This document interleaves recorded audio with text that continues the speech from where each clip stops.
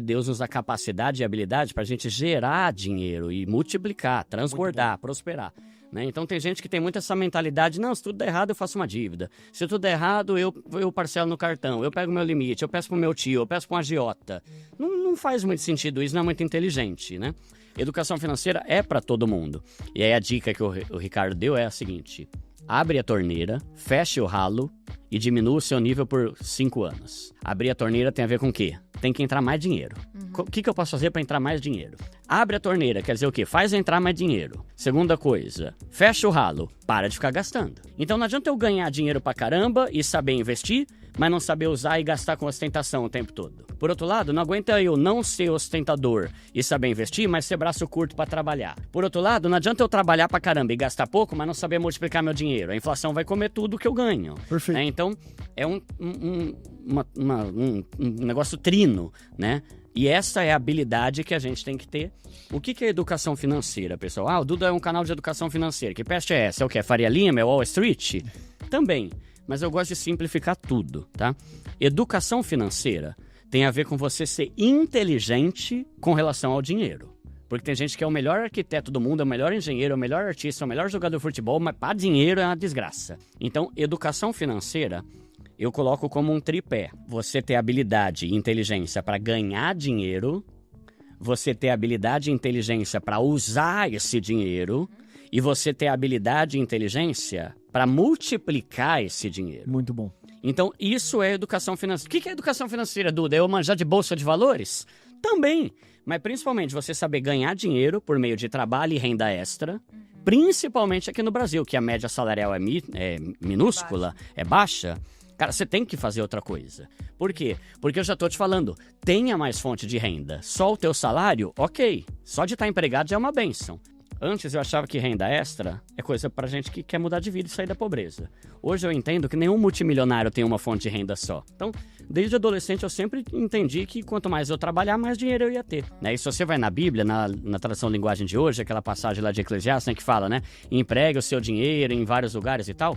Tem uma tradução que fala assim, empregue o seu dinheiro em negócios diferentes. Invista não só em investimentos, mas em negócios, em empreendedorismo, em coisas que podem te gerar dinheiro, né? Então isso é uma coisa muito importante. Eu tenho visto cada vez mais que os caras mais ricos do mundo, nenhum deles tem uma fonte de renda só. Assim como eu, quando era um assalariado que ganhava 3 mil, também não tinha uma fonte de renda só. E isso me ajudava a ter uma vida de qualidade. Então lembrar que educação financeira tem muito a ver com a gente ter capacidade e competência de ganhar dinheiro. 2, 3 mil reais, peguei um estágio bom, tô numa faculdade de maneira. Como é que eu administro esse dinheiro de maneira saudável e também de maneira inteligente? Tá, existem alguns métodos de divisão salarial. E são vários métodos diferentes. Só que nenhum deles ele é plausível, ele é prático universalmente. Por quê? Porque tem cenários, né? Então, por exemplo, uma coisa é você pegar um cara de 19 anos que trabalha com TI, home office e ganha 8 pau. E mora com os pais. Outra coisa é pegar a dona Neide, que tem 5 filhos e ganha um salário mínimo como... Então, assim, o método mais famoso é 50% do teu salário para pagar suas contas, 30% do teu salário para curtir, 20% para investir. O problema é que a maioria dos brasileiros com 50% não paga nem o mercado. Então não dá para eu dar essa dica para o meu público. Então o que eu costumo falar? É uma regrinha, também com 3 partes. Invista o máximo que você puder, sem deixar de pagar suas contas e sem deixar de curtir um pouco. Só que repara, são 3 regras. Invista o máximo que você puder. Não deixe de pagar seus boletos. Quanto menos boleto você tiver, melhor. Quanto menor a fatura do seu cartão, melhor. Hoje a fatura média do cartão de crédito do brasileiro é R$ 1.500. O salário mínimo é R$ 1.500. Né? Então gasta-se muito parcelando no cartão. E sem deixar de curtir a vida um pouco. Por quê? Porque é bom, é gostoso. Você é jovem, tem que curtir, tem que sair com os amigos depois do culto e tal. Só que tem gente que erra nisso. É a curtição como se não houvesse amanhã, porque a vida é uma só. Né? Aí ele não investe nada e nunca se prepara. Então, tô deixando por enquanto o lado espiritual e falando só de matemática aqui mesmo. Invista o máximo que você puder, tenha menos contas e curta, mas curta com equilíbrio. Não meter o louco, não tem atalho. Eu falo, né, que o enriquecimento só tem 3 amigos: trabalho, simplicidade e investimento. 29% dos evangélicos apostam em bet, É sério? É sério. Ou seja, de cada 3 crentes aí dentro da igreja, 1 já tá jogando bet.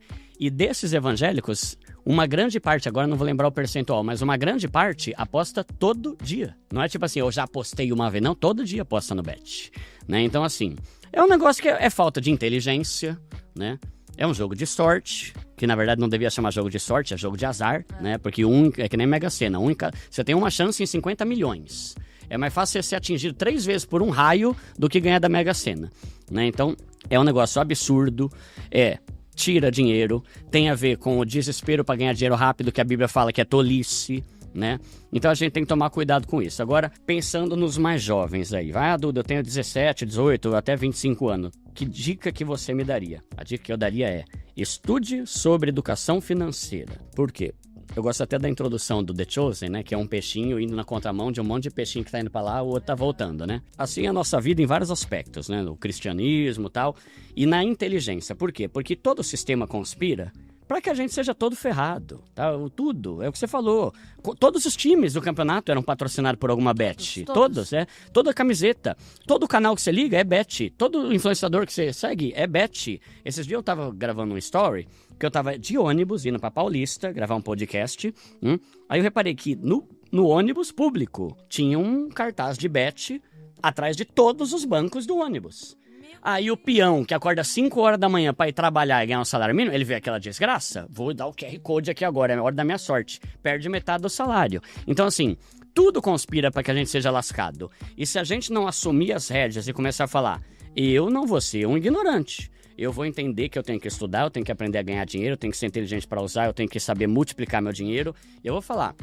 Às vezes, mais importante do que a faculdade que você vai escolher é você estudar sobre educação financeira desde já. Estude, porque olha um cálculo que eu fiz esses dias. Contando educação infantil, ensino fundamental 1, ensino fundamental 2, ensino médio e faculdade, 16 mil horas sentado numa cadeira para aprender alguma coisa, para ter um emprego e ganhar um salário. 16 mil horas a gente passa estudando na vida para chegar lá na frente e ter um emprego. Aí você fala, mano, lê o livro aqui, ó, filho, em uma semana você mata. Quê?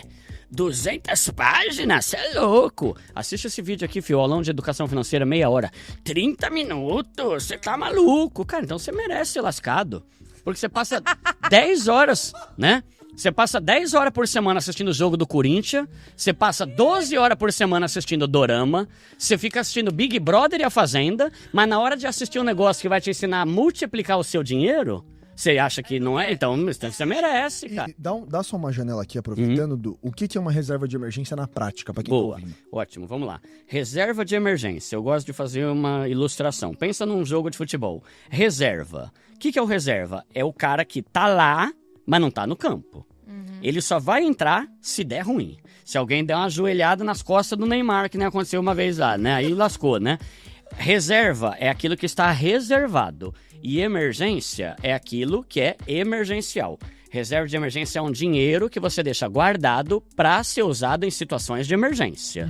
Não é para comer pizza, não é para descer para praia, nem descer pro Guarujá. É pra...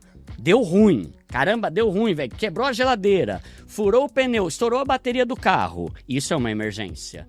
Eu tenho essa grana para resolver esse problema sem ter que me afundar em dívida, cartão de crédito, limite, empréstimo, agiota, meu tio, minha avó, enfim. Tá? Então, qual que é a reserva de emergência ideal? 6 meses do seu custo de vida. Então, se o teu custo de vida é 3 mil, você vai multiplicar isso por 6, vai dar 18 mil. Só que como o meu canal é para o pessoal mais simples, eu diminuo a régua. Eu falo, cara, tem uma reserva de 3 mil reais. Se você tiver uma reserva de 3 mil reais, você já está fazendo o que a Bíblia fala para você fazer, que é ter armazenado, né? O princípio da reserva de emergência que a gente aprende com a história de José do Egito e os 7 anos de prosperidade e 7 de perrengue, né? E você vai ter paz, você não vai começar a se afundar quando acontecer algum problema, alguma emergência. Então a primeira coisa que a gente tem que entender é, não é errado ser rico, é errado você amar o dinheiro. Tanto que você vai ver, Paulo fala em Timóteo, né? Ordene aos ricos desse mundo que sejam generosos em boas obras, né? Resumindo, o dinheiro tem que ser bênção para você abençoar pessoas. Perfeito. Né? E eu vejo que tem 2 extremos bem ruins nas igrejas. Acho que era C.S. Lewis que falava sobre o problema dos extremos. Tem o extremo de que crente tem que ser pobre. Caramba, quem falou isso? Que raio de Bíblia é essa tua, velho, né? Não, voto de pobreza. Não, a Bíblia não fala nada que eu tenho que ser pobre.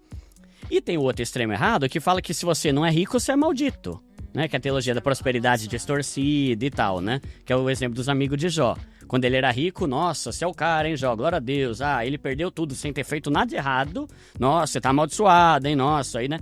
Então, eu gosto de lembrar que na Bíblia a gente tem exemplos de pessoas riquíssimas, incríveis, como Abraão, como Salomão, como o próprio José, né, que pagou o sepulcro para Jesus, que Jesus não tinha dinheiro, né, e Deus escolheu um cara ali para... Eu acho da hora isso, né, cara? Tipo, em Salmos, Deus falou, não, Jesus vai ter um sepulcro. Só que Jesus não tinha dinheiro. Então eu imagino Deus olhando na terra e falando, cara, eu preciso de alguém rico, porque esse sepulcro é caro. Ah, tá ali o José. Vou fazer ele ali. Ô, José, vem cá que eu vou cumprir meu propósito através de você. É legal que a única rico. parte da história de José de Arimateia é que ele compra o sepulcro. É só isso. E eu queria ter tido esse privilégio, né? Tipo, foi só isso que conta Muito dele. bom. Mas olha que louco, Deus precisou de alguém rico. Aí, por exemplo, quando você vai ver Jesus, pobre. Você vai ver João Batista, pobre, né? Você vai ver lá a galeria dos heróis da fé de Hebreus 11, tem cara rico e cara pobre. E todos a Bíblia fala que o mundo não era digno deles. Então, eu tomo esse cuidado, porque tem gente que acha que se o cara é pobre, ele é maldito. Se o cara é rico, ele é bendito, né? Se a gente for ver, por exemplo, a passagem lá do rico e Lázaro. Caramba, o Lázaro era um mendigo que foi pra glória e o rico rodou, né? Eu acho até legal, esse dia eu tava gravando com o Luiz Saião e ele fez uma observação interessante, né? Ele falou, Duda, você já reparou que o rico não tem nem nome? Ele só era rico, mas não tinha nome. O outro era pobre, mas era o Lázaro. Esse Lázaro vai subir, vem pra cá, pro ser de Abraão aqui, que vai, né? Então, primeiro esse cuidado. Só que a gente tem que entender que o dinheiro, ele é uma coisa complexa que pode tirar a nossa dependência de Deus. Porque assim, dinheiro não resolve todos os problemas. Mas muitos problemas são resolvidos com dinheiro. Então, a falta de dinheiro gera muitos problemas também. Exato. Vamos pegar o exemplo do filho pródigo. Pô, pai, tô cheio da grana, mano. Eu tô com meu carro zero aqui, uma casona, tô mal grana aí. Tira minha grana aí que eu vou vazar. Foi pra balada lá, Jerusalém, Galileia, sei lá pra onde ele foi. Perdeu tudo, lembrou de Deus. Então, há uma tendência de o dinheiro tirar um pouco a nossa dependência, a não ser que a gente esteja com o coração muito firmado em Deus. Exatamente. E isso é o louco. Então, eu pergunto pra você que tá em casa, quantas vezes você orou pra Deus pra querer ser rico, pensando em outra pessoa e não no seu próprio benefício? Isso é muito bom. Mas tem esse ponto também, né, Nick? Não é errado você ter qualidade de vida. Tanto que eu costumo falar, por que eu acho que a gente tem que querer ser rico? Não tem nada a ver com integridade, tá? Porque riqueza não define caráter de ninguém. O pobre pode ser incrível e o rico pode ser uma desgraça, tá? Mas vamos lá. Por que eu acho que você tem que querer ser rico? 3 coisas. Eu gosto de tripé. Deus é trindade, né? Então tudo meio é 3 também, né? Ó, vamos lá. Primeiro, qualidade de vida pra você e pra tua família. Você merece. Você trabalha que não é uma mula. Por que você tem que ser um lascado que nunca tem dinheiro pra nada, né? Então, ter sempre ali condição de ir comer num restaurante, fazer uma viagenzinha de vez em quando. Por que não, né? Por que eu não... Todo mundo viaja, eu só fico olhando... Galera, você viu que a Meire tá em Maceió e eu aqui em Carapicuíba, né? Né? Então, você merece. A Bíblia fala que é bom que o homem desfrute e goze, né, do fruto do seu trabalho. Então, isso é bênção. Segunda coisa importante, independência financeira. Eu ter dinheiro para não ficar dependente de dinheiro dos outros. Não só hoje, mas daqui a 10 anos e na minha velhice. Hoje em dia, de cada 3 aposentados no Brasil, 2 ganham um salário mínimo. O que você faz com o salário mínimo hoje? Porcaria nenhuma. Então é ridículo. Sem contar que o presidente do TCU, que é o Tribunal de Contas da União, falou, galera, o presidente, se nada for feito, daqui a 5 anos a Previdência vai quebrar. E a gente não vai ter como pagar mais a aposentadoria de todo mundo. Então, assim, eu preciso pensar. Deus me dá inteligência para pensar no futuro, né? E mesmo porque a Bíblia fala que os pais que devem tesourar para os filhos e não os filhos para os pais. Então, pensar nessa independência financeira de eu ter dinheiro, por quê?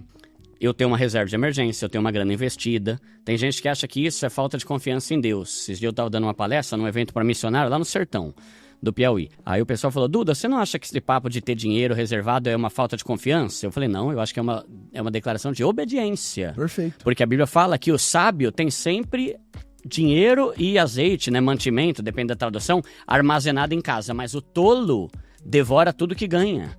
Então é a atitude de sábio fazer, né? Olha o exemplo de José do Egito. Ele só se tornou o segundo maior porque ele deu a ideia. Ei, faraó, vem cá, faz uma reserva de emergência. Não, mas tá tudo bem. Sim, mas uma hora vai vir o problema. E veio as vacas magras, né? Lá da história. Então, a gente ter essa questão da independência financeira. Eu ter dinheiro para fazer meu pé de meia, porque Deus me deu capacidade, sabedoria e instrução na Bíblia para isso.